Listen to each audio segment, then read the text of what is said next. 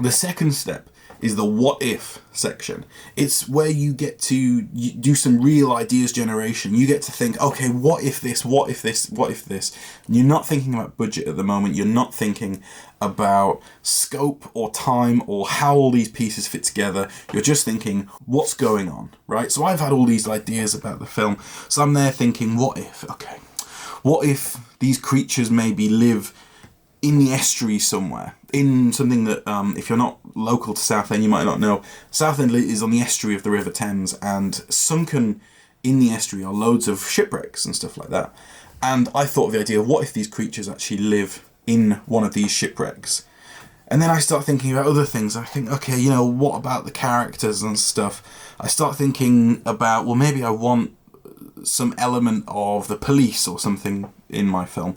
Well, what if the mob was actually involved with the mayor? Because I really like the idea of a corrupt mayor. I drew heavily on things like Jaws for that.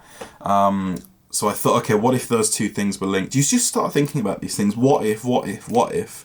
Maybe you might find this helpful to do with someone, but I was just writing these things down. What if, what if, what if? You know, these ideas, again, there's no pressure to be thinking about how do these things all tie together. You're just building this glorious few pages in your notebook of what if.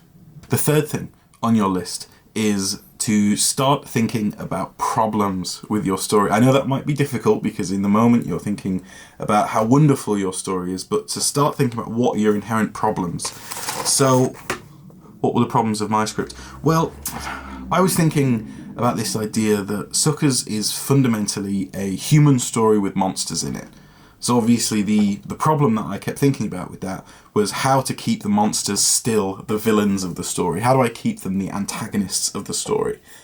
And that's what I think about. Again, these ideas, they're just planting in your head at the moment. They start helping you think about these things.